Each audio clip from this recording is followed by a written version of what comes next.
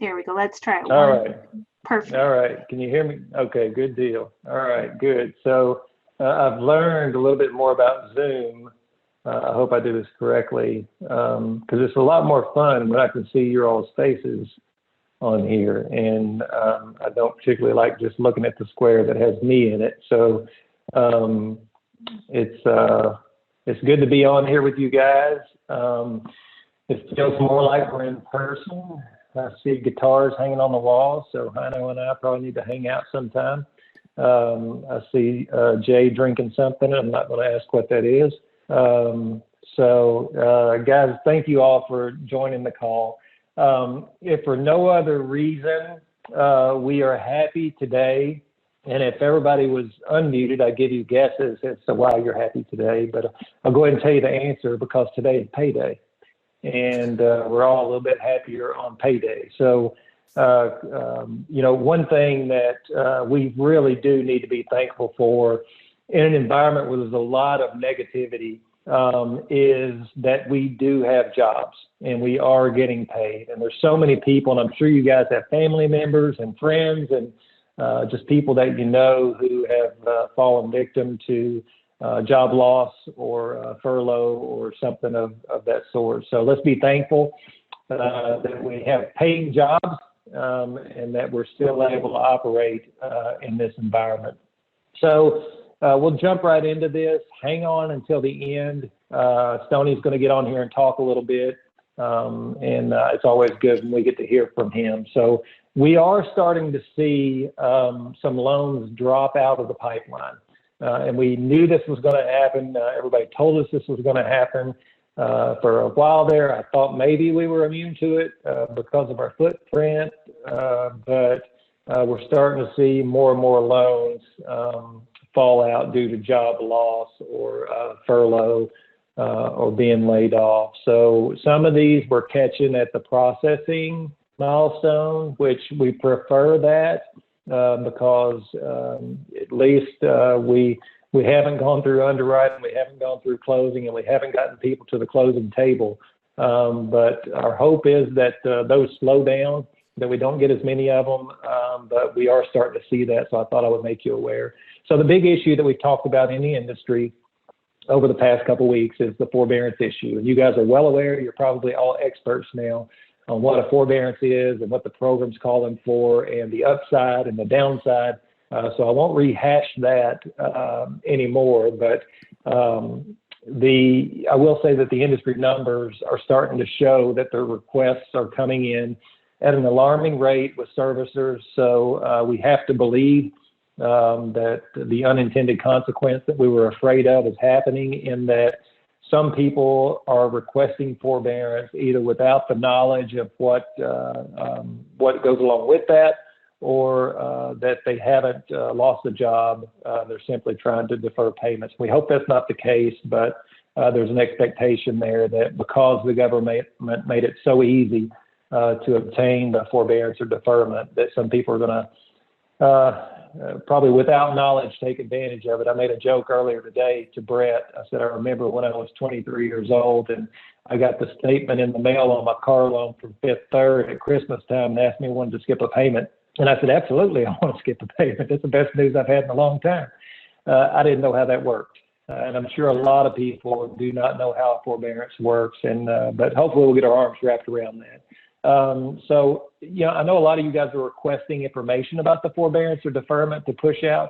I know Deanna's had some requests in marketing, and we do have the CFPB video that kind of breaks it down. I've been hesitant to post anything on our website or to blast it out in Surefire to our database, simply because I'm afraid that people won't view the entire video, and that they'll just see the headlines of forbearance being available, and that we would contribute to the problem rather than educating people on it. So I would say if you get that video that we're going to push out, I think Deanna's going to send it to everyone. I would reserve that video for people who make the request to know more about forbearance or deferment, or people who actually need it or in a situation where it might be helpful.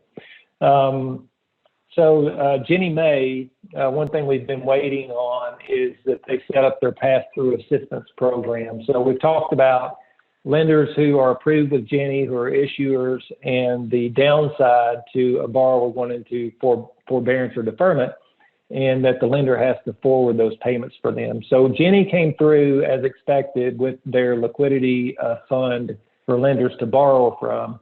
Unfortunately, it's similar to the forbearance program for borrowers in that they are setting it up in a way that lenders should only use this liquidity fund in a last resort, last ditch effort scenario.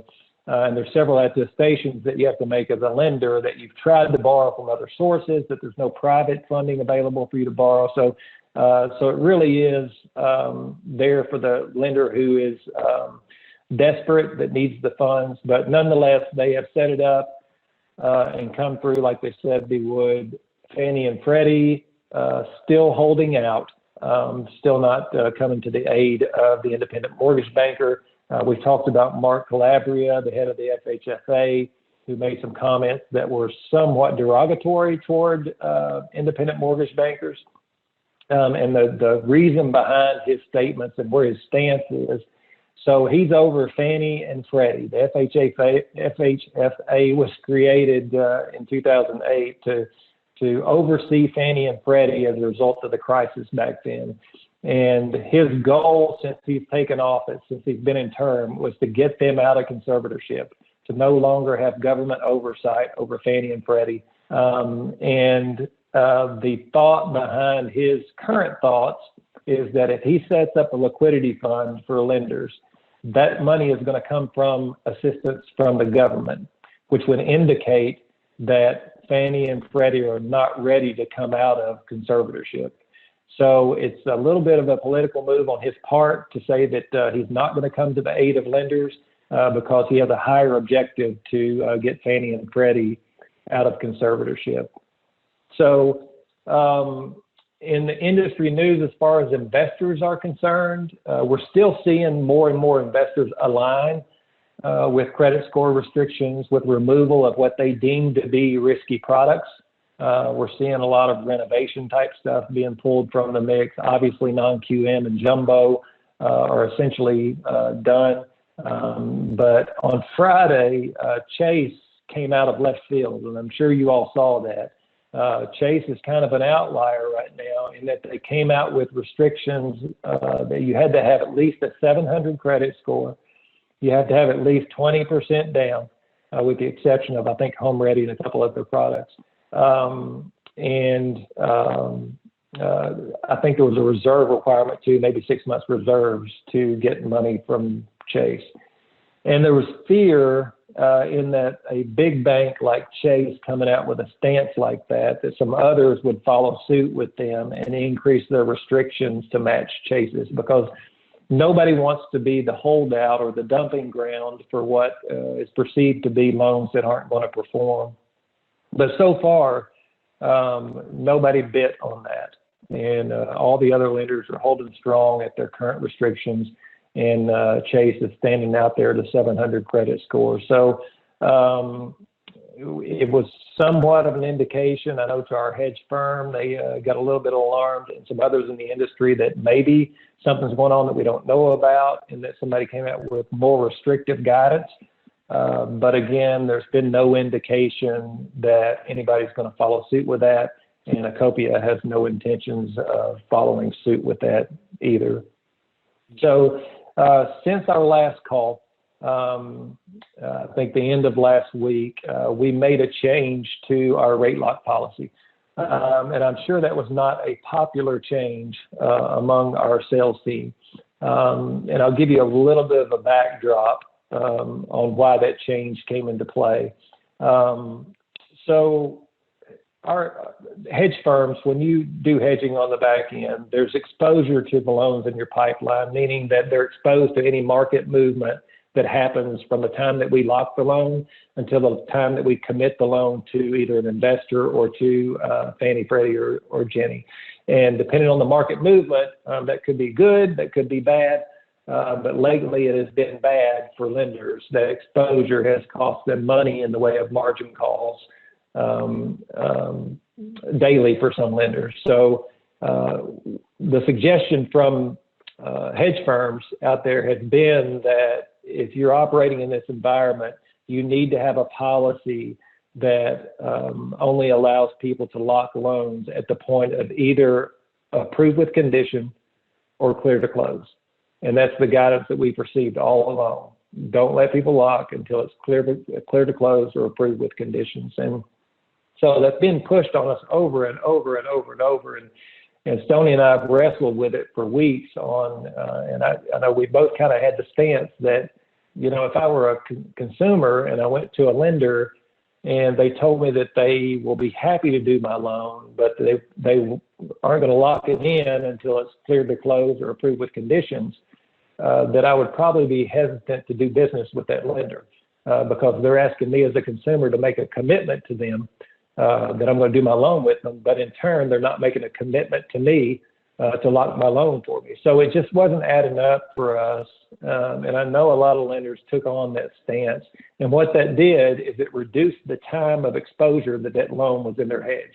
So if you're locking a loan for 60 days, there's exposure on that loan for 60 days while it's in that hedge. It's floating along and it's exposed every day to market movement, which can be costly. But if you wait until the loan is cleared to close to lock, and then you commit the loan to an investor 5 days later, that loan's only in your hedge for 5 days, so it's only subject to market movement for 5 days. So that's the reason behind people restricting long-term locks or requiring the loan to be at a certain milestone late in the process before they're letting you lock that loan. So we took what I believe to be a much less invasive approach to our lock strategy to hopefully get a similar result, but to not prevent us from doing business and to still allow us to make a commitment to a customer that wants to make a commitment to us.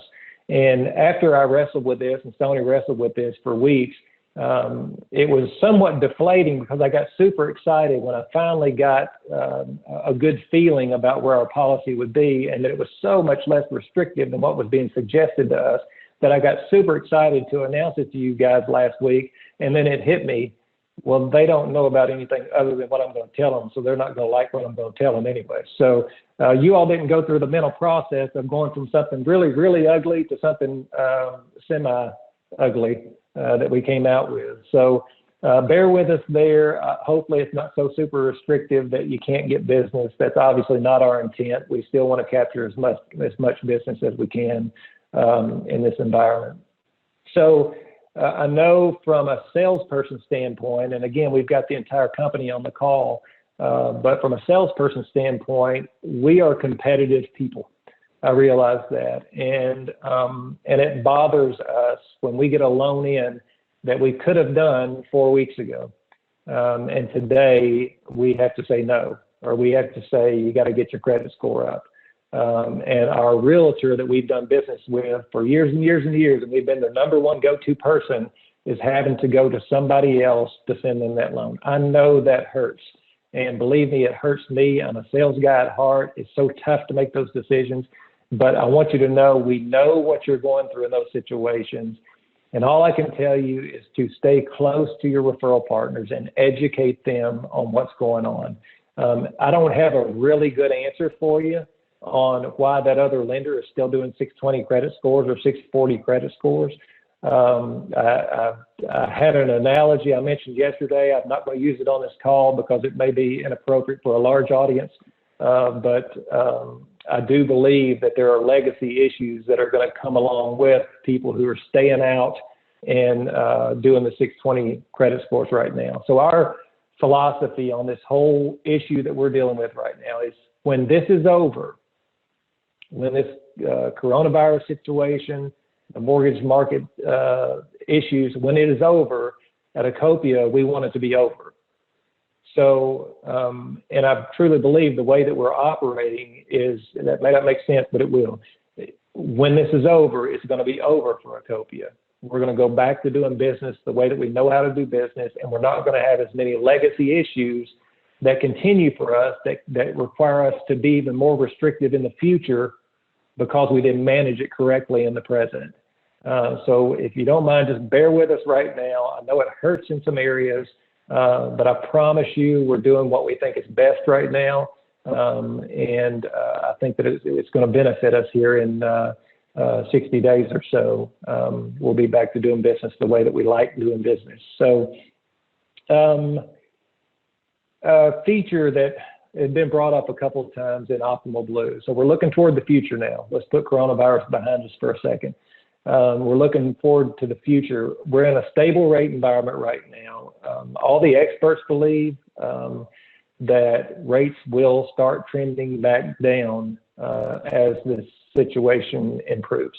And it's not going to be a 150 basis point drop in one day like happened back in March. That kind of what got us into this mess. So it's going to be a gradual drop back to an environment where we can pick back up on refinances in a big way.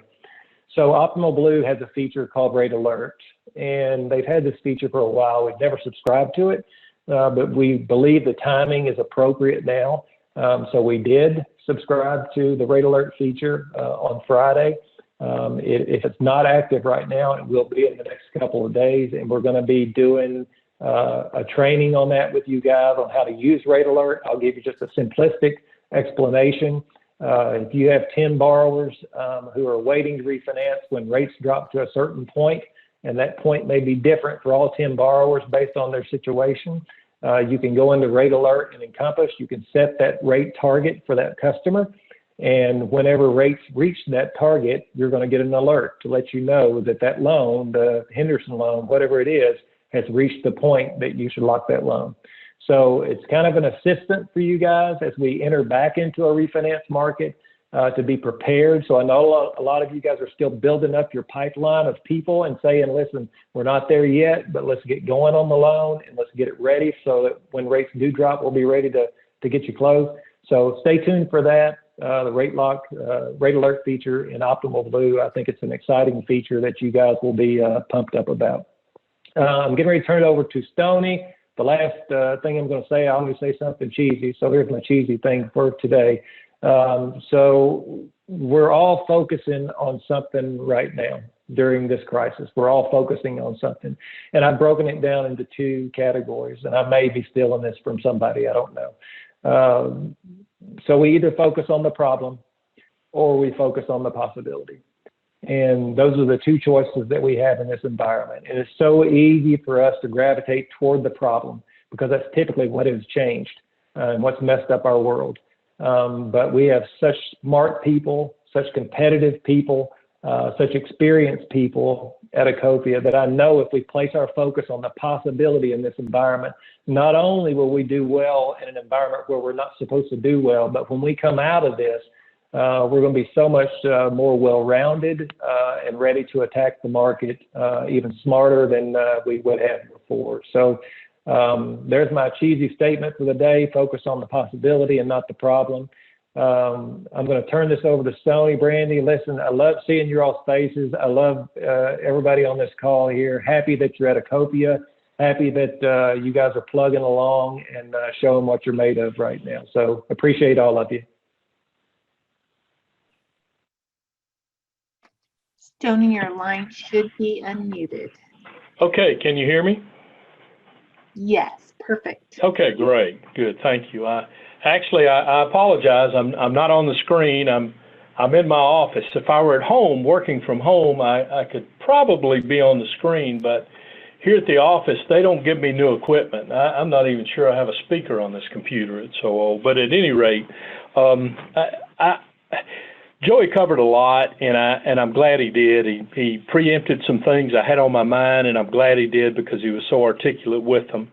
I just want to say to everyone, you know, we know that our country is hurting right now. The world is indeed hurting right now, and our economy is it's contracting sharply. There's just a lot of supply chain disruptions and shifts in demand, and you know, certain big sectors of our economy are really hurting badly, and we all know a lot of people or have relatives that are in either leisure or hospitality or retail, and it's reaching into vast segments of our country. But what I know is, and I talk to people on a local level, I talk to people on a national level, and we like to say this too will pass, but what I feel good about is nearly everyone I talk to, they're energized. Yes, their jets have been cool, but they can't wait, absolutely can't wait to get back to normal. Now, we don't know what normal quite is going to be like. You know, we've been talking about that here.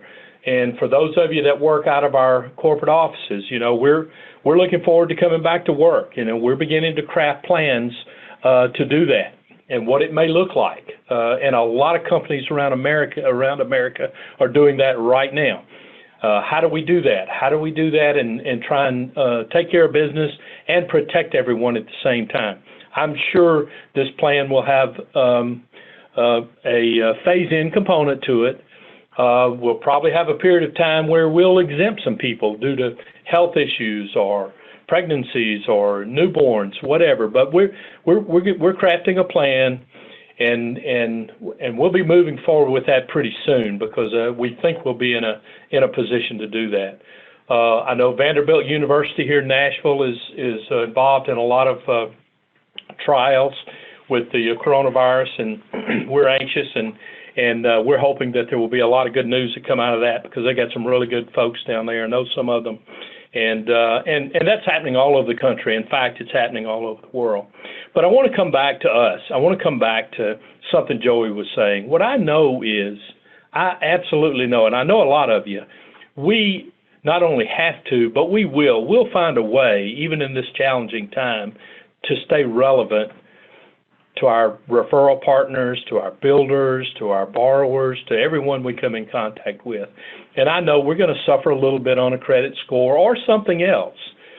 But what we hope is that we're more valuable to most of the partners, excuse me, than just one item, one issue, that they will look to us as an advisor, that they'll want some counseling or they'll want some coaching on a loan or how to get a loan done or get something through the system.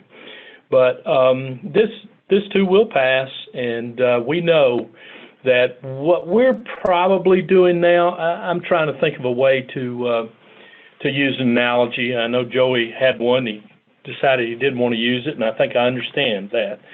But, you know, it's like the whole country's taking some medicine. Most companies are taking medicine, metaphorically. You know, we're approaching it that we're taking preventative medicine. We want to take preventative medicine so that we can stave off, as Joey was describing, some problems down the road. Because fortunately or unfortunately, there are going to be companies that have that in our business and sector and in other business sectors. And we see that, and I don't like it. I don't like it for any company. I don't even like it for competitors when we see that we're being a little reckless or they're being a little reckless and headed toward a place that you just know is not going to be good for them. And I sure don't want us to be one of those companies.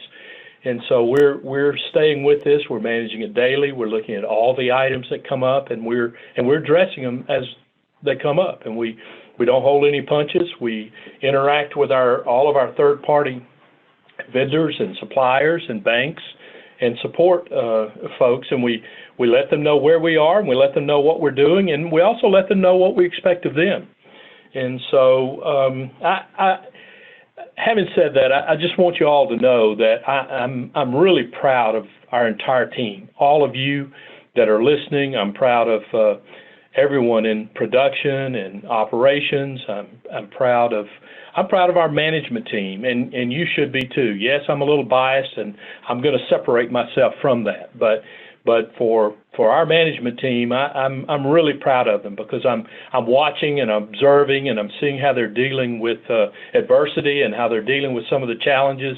And you would be proud if you were to see some of that, because some of the things behind the scenes get really complex and get really heavy in negotiations when you're talking about some of these positions that you take, because you know we're hedging a huge pipeline, as we should. It's the thing to do. We've done it for a long time. We'll continue to do it. Sometimes it works well, sometimes it doesn't work as well. In this environment, everyone's a little unsure, but we stay with it closely, and we interact with all of our partners, and we take care of our obligations, and we intend to do that. And so I'll just finish by I'll finish by saying something that's someone that I follow that they like to say a lot, and it's like, if you're not trying to achieve, there will be roadblocks. If you're trying to achieve, there will be roadblocks. I've had them. Everybody has had them. But obstacles don't have to stop you. If you run into a wall, don't turn around and give up. Figure out how to climb it, go through it, or work around it.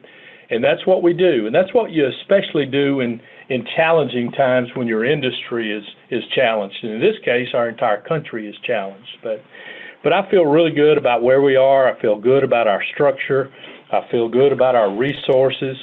And I hope you all do too. And with that, I'll look forward to seeing you real soon. Thank you.